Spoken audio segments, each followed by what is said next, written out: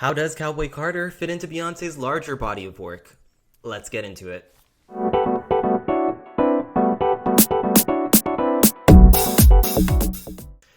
All right, so Cowboy Carter is actually act number 2 in Beyonce's anticipated 3-act series. The first act in the series was Renaissance, which was actually supposed to come after Cowboy Carter, but Beyonce decided that she was going to hold on Cowboy Carter because she felt that the world needed Renaissance because it was a dance album, and after the pandemic, people needed to go out and dance and live and enjoy themselves again, which is all what Renaissance was really about, right? Really celebrating house music.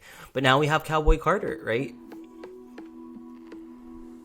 That's right, Arturo. It's so interesting how Beyonce made the deliberate decision to switch up the album order, releasing Renaissance Art first, because she recognized that people needed that uplifting, dance-centric energy after the pandemic. Mm-hmm. It speaks to her empathy and understanding of what her audience was craving in that moment. And now, with Cowboy Carter, we see her delving into deeper, more complex themes, exploring her family roots, highlighting Black contributions to American music, and blending genres in ways that we've never seen before. It's truly a testament to her versatility and artistic vision. Yeah, it truly is.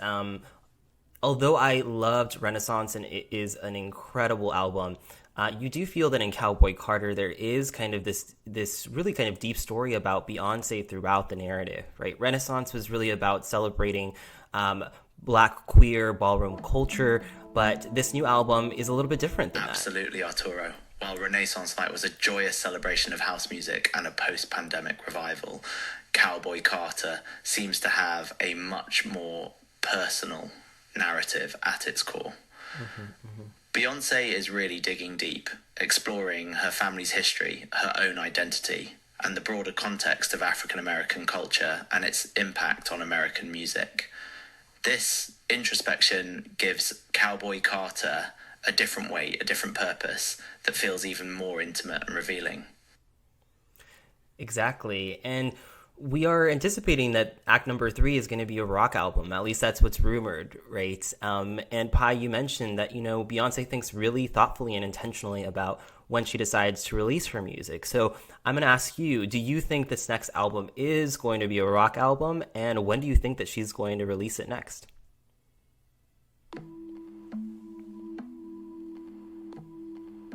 While rumours about a potential rock album as Act 3 have been swirling around, it's difficult to say for sure what Beyonce has in store for us. One thing we can be certain of, though, is that she'll release the album when she feels the timing is right, when the world is ready to receive whatever message she's trying to convey.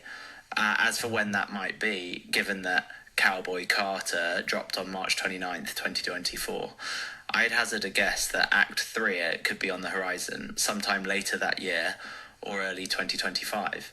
But with Beyonce, you never know. She might surprise us with something completely unexpected. I know, who knows? It could be next month and she just decides to bring it out into the world, and then her next tour is all 3 albums. We just don't know yet. And who knows? Maybe next album might not even be a rock album. It might be something completely different.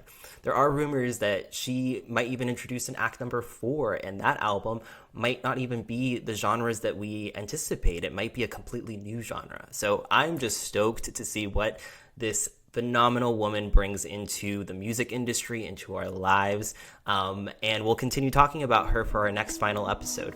But until then, I'm going to ask you all to remember to keep your thoughts deep and your minds open, and tune in next time.